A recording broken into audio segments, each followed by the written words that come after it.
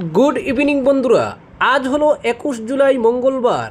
আজকের সন্ধ্যার বিশেষ বিশেষ খবর হলো অবিরত বৃষ্টির ফলে বাড়ছে বরাক নদীর জল, বন্যা সতর্কতা জারি কাছাড় প্রশাসনের। আবহাওয়া দপ্তরের সর্বশেষ পূর্বাভাস অনুযায়ী আগামী 2 থেকে 3 দিন আসামের বিভিন্ন জেলায় ভারী বৃষ্টিপাতের সম্ভাবনা রয়েছে।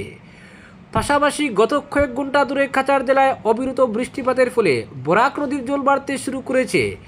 এই পরিস্থিতিতে বন্যা মোকাবিলার আগাম প্রস্তুতির জন্য নড়ে চড়ে বসেছে কাছাড় জেলা প্রশাসন। প্রশাসনের তরফে জরুরি বৈঠক করে এক বিজ্ঞপ্তির মাধ্যমে বন্যা নিয়ে পরামর্শমূলক সতর্কবার্তা জারি করা হয়েছে। শহর, শিলচর এবং কাছাড় জেলার বিভিন্ন প্রান্তের বাসিন্দাদের নির্দেশ দেওয়া হয়েছে ঘরে ঘরে বন্যার আগাম সতর্কতা অবলম্বনের জন্য। একই সঙ্গে প্রয়োজনীয় সব ধরনের বন্যা প্রতিরোধী পদক্ষেপ গ্রহণেরও পরামর্শ দেওয়া হয়েছে। তবে বরাক নদীর জল কতটা বেড়েছে কিংবা বিপদসীমা থেকে কতটা দূরে রয়েছে এমন কোনো তথ্য প্রশাসনের তরফে জানানো হয়নি। জেলা দুর্যোগ ব্যবস্থাপনা কর্তৃপক্ষের তরফে জারি করা এই পরামর্শে বলা হয়েছে, বর্তমান আবহাওয়া পরিস্থিতির ফলে কাছাড় জেলার বিভিন্ন ঝুঁকিপূর্ণ এলাকায় বন্যা এবং শহরাঞ্চলে জমাজলের সমস্যা উল্লেখযোগ্যভাবে বেড়েছে। বৃষ্টিপাতের পরিমাণ বেড়ে যাওয়ায় উদ্বিগ্ন জেলা প্রশাসন।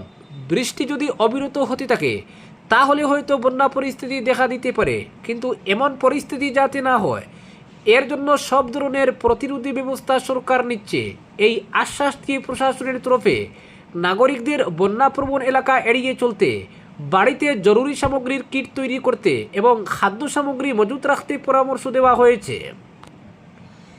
জেলা প্রশাসনের তরফে আরও জানানো হয়েছে, বৃষ্টি এবং নদীর জল বৃদ্ধি এই দুটি ক্ষেত্রে 24 ঘন্টার নজরদারি রাখছে প্রশাসনের সংশ্লিষ্ট বিভাগ। জল সম্পদ বিভাগ, জরুরি পরিষেবা, বন্যা সংক্রান্ত কন্ট্রোল রুম চালু করা ইত্যাদি সব ক্ষেত্রেই প্রয়োজনীয় ব্যবস্থা গ্রহণ করা হয়েছে। জেলা দুর্যোগ ব্যবস্থাপনা কর্তৃপক্ষ আবেদন জানিয়েছেন, ভারী বৃষ্টিপাতের সময় বিশেষ করে নিচু এলাকা, বন্যাপ্রবণ অঞ্চল সম্পূর্ণভাবে এড়িয়ে চলতে হবে।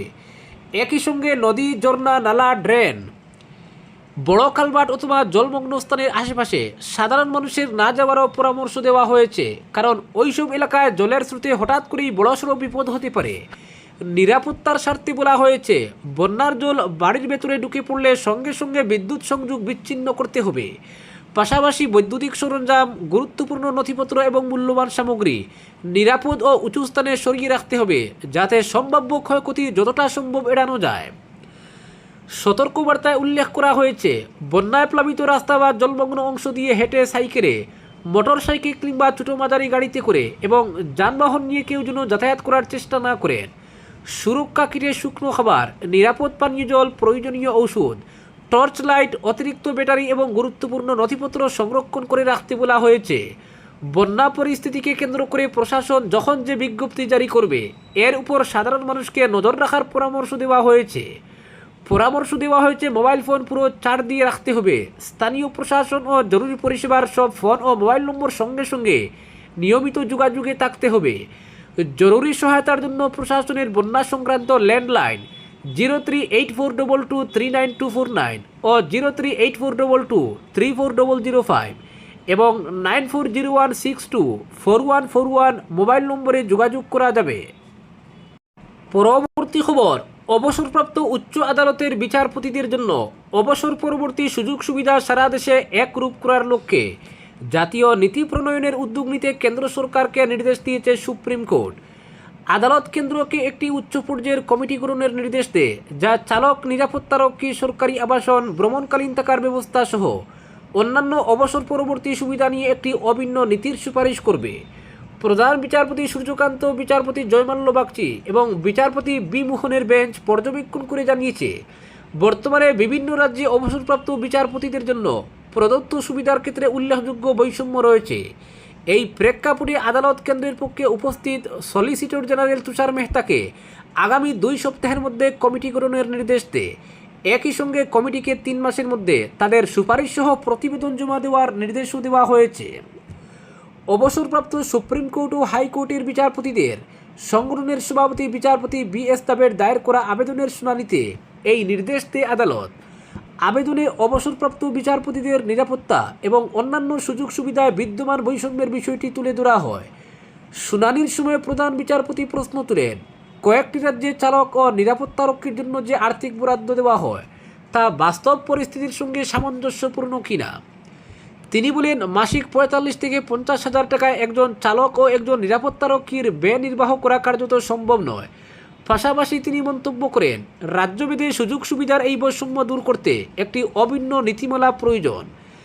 আদালত স্পষ্ট জানায়, কেন্দ্র সরকারকে নির্দিষ্ট নীতিমালা প্রণয়নের জন্য কমিটি গঠন করতে হবে এবং প্রয়োজনে কেন্দ্র আর্থিক সহায়তা দিতে পারে। আদালত আরও জানায়, সরকার প্রয়োজনীয় পদক্ষেপ না নিলে আদালত নিজেই কমিটি গঠনের বিষয়টি বিবেচনা করবে। এদিকে সলিসিটর জেনারেল তুষার মেহতা আদালতকে আশ্বস্ত করেন যে এ ধরনের কমিটি গঠনে সরকারের কোনো আপত্তি নেই এবং দ্রুত প্রয়োজনীয় ব্যবস্থা নেওয়া হবে। সুপ্রিম কোর্ট তার আদেশে উল্লেখ করেছে, বর্তমানে গৃহ সহায়ক, চালক, টেলিফোন সুবিধা, চিকিৎসা ব্যয়ের ক্ষতিপূরণ এবং সরকারি আবাসনের মতো মৌলিক সুযোগ সুবিধা এক রাজ্য থেকে অন্য রাজ্যে ব্যাপকভাবে ভিন্ন। এই বৈষম্য দূর করে একটি সমন্বিত জাতীয় নীতি প্রণয়নে কেন্দ্র সরকারের সক্রিয় ভূমিকা অত্যন্ত গুরুত্বপূর্ণ বলেও আদালত পর্যবেক্ষণ করেছে। পরবর্তী খবর, ডিজিটাল জনগণনার প্রস্তুতি কাচারে ৫ রাজস্ব চক্রে প্রশিক্ষণ কর্মসূচির সূচনা। তথ্য সংগ্রহে নির্ভুলতা, স্বচ্ছতা বজায় রাখার উপর গুরুত্ব জেলা আয়ুক্তের। ভারতের জনগণনা ২০২৭কে সামনে রেখে কাছাড় জেলায় ক্ষেত্র পর্যায়ের প্রস্তুতি আনুষ্ঠানিকভাবে শুরু হয়েছে। জেলার ৫টি রাজস্ব চক্র শিলচর, লক্ষ্মীপুর, উদারবন, কাটিগড়া ও সোনাই জুড়ে এনুমারেটর ও সুপারভাইজারদের প্রথম পর্যায়ের প্রশিক্ষণ কর্মসূচি শুরু হয়েছে। কাছাড় জেলা জনগণনা সেলের উদ্যোগে আয়োজিত এই কর্মসূচির মাধ্যমে দেশের অন্যতম বৃহৎ পরিসংখ্যান ভিত্তিক কর্মকাণ্ডের জন্য জেলার মাঠ পর্যায়ের প্রস্তুতির সূচনা হলো। শিলচর রাজস্ব চক্রের উদ্বোধনী প্রশিক্ষণ কর্মসূচি কাছাড় কলেজে অনুষ্ঠিত হয়, যেখানে প্রশিক্ষণের জন্য ৬০টি কক্ষের ব্যবস্থা করা হয়েছে। এই পর্যায়ে শিলচর রাজস্ব চক্রের অধীন মোট ১১৭১ জন এনুমারেটর এবং ১২৭ জন সুপারভাইজার প্রশিক্ষণ গ্রহণ করবেন। জেলার সব ক্ষেত্র পর্যায়ের কর্মীদের সুসংগঠিতভাবে প্রস্তুত করার লক্ষ্যে প্রশিক্ষণ কর্মসূচি ৪টি পর্যায়ে পরিকল্পনা করা হয়েছে। প্রথম পর্যায়ে ২০ জুলাই থেকে ২২ জুলাই পর্যন্ত অনুষ্ঠিত হচ্ছে, দ্বিতীয় পর্যায়ে ২৪ জুলাই থেকে ২৭ জুলাই, তৃতীয় পর্যায়ে ২৯ জুলাই থেকে ৩১ জুলাই এবং চতুর্থ ও শেষ পর্যায়ে ৩ আগস্ট থেকে ৫ আগস্ট পর্যন্ত অনুষ্ঠিত হবে। প্রতিদিন সকাল ৯টা ৩০ থেকে বিকেল ৫টা ৩০ পর্যন্ত প্রশিক্ষণ চলবে। এতে শ্রেণীকক্ষ ভিত্তিক পাঠদানের পাশাপাশি জনগণনা সূচি, ডিজিটাল তথ্য সংগ্রহ পদ্ধতি, গৃহতালিকা প্রস্তুতি, তথ্য যাচাই, রিপোর্টিং ফরম্যাট এবং মাঠ পর্যায়ের কার্যপ্রণালী সম্পর্কে ব্যবহারিক প্রদর্শনীয় অন্তর্ভুক্ত রয়েছে। জেলা জনগণনা আধিকারিক তথা কাছাড়ের অতিরিক্ত জেলা আয়ুক্ত রক্তিম বড়ুয়া আনুষ্ঠানিকভাবে প্রশিক্ষণ কর্মসূচির উদ্বোধন করেন। এ সময় জনগণনা সংক্রান্ত বিভিন্ন দায়িত্বপ্রাপ্ত ঊর্ধ্বতন আধিকারিকরা উপস্থিত ছিলেন। কর্মসূচি চলাকালীন কাছাড়ের জেলা আয়ুক্ত তথা জেলার প্রধান জনগণনা আধিকারিক রাহুল কুমার গুপ্তা কাছাড় কলেজ পরিদর্শন করেন এবং master trainer, field trainer, enumerator ও সুপারভাইজারদের সঙ্গে মতবিনিময় করেন। তিনি চলমান প্রশিক্ষণ কর্মসূচি পর্যালোচনা করেন এবং প্রশিক্ষণ ও প্রশিক্ষণার্থীদের সঙ্গে জনগণনা সম্পর্কিত তথ্য সংগ্রহের ক্ষেত্রে নির্ভুলতা, স্বচ্ছতা ও পেশাদারিত্ব বজায় রাখার গুরুত্ব নিয়ে আলোচনা করেন। ভারতের প্রথম সম্পূর্ণ ডিজিটাল জনগণনার সফল বাস্তবায়নের লক্ষ্যে জেলা জনগণনা সেলের গৃহীত প্রস্তুতিরও তিনি প্রশংসা করেন। পাশাপাশি তিনি সব এনুমারেটর ও সুপারভাইজারকে নিষ্ঠা, দায়িত্ববোধ ও আন্তরিকতার সঙ্গে তাদের দায়িত্ব পালন করার আহ্বান জানান, যাতে জনগণনা কর্মসূচি নির্ধারিত সময়সীমার মধ্যে সুষ্ঠু ও নির্ভুলভাবে সম্পন্ন করা যায়। স্বাগত ভাষণে শিলচর সদর রাজস্ব চক্রের চার্জ অফিসার অর্ণব কুমার বড়ুয়া উপস্থিত সবাইকে স্বাগত জানিয়ে বলেন, জনগণনার সাফল্য সম্পূর্ণভাবে মাঠ পর্যায়ের কর্মীদের প্রস্তুতি, নিষ্ঠা ও দায়িত্ববোধের উপর নির্ভরশীল। তিনি প্রশিক্ষণার্থীদের প্রশিক্ষণ সেশনে সক্রিয়ভাবে অংশগ্রহণ করা, ডিজিটাল জনগণনা পদ্ধতি সম্পর্কে সম্যক ধারণা অর্জন করা এবং মাঠ পর্যায়ে দায়িত্ব পালনের সময় আন্তরিকতা ও নির্ভুলতার সঙ্গে কাজ করার আহ্বান জানান।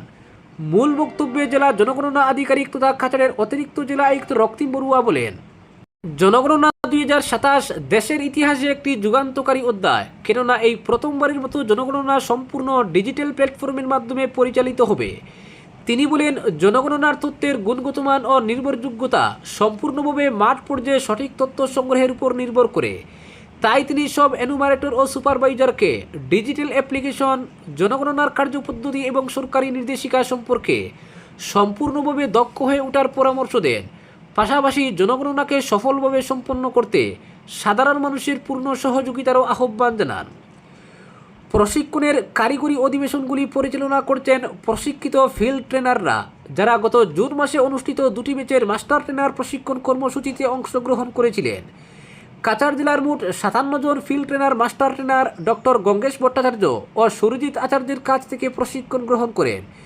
এর ফলে তারা জেলার বিভিন্ন প্রান্তে মাঠ পর্যায়ের কর্মীদের একই মানদণ্ডে প্রশিক্ষণ প্রদান করতে সক্ষম হবেন।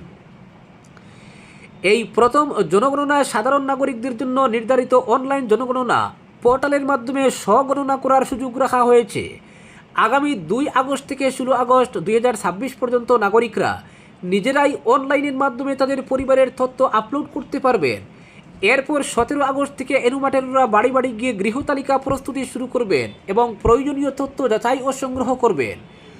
সমগ্র জনগণনা কর্মসূচি সুষ্ঠুভাবে পরিচালনার জন্য জেলা প্রশাসন মোট 4535 জন এনুমারেটর ও সুপারভাইজার নিয়োগ করেছে।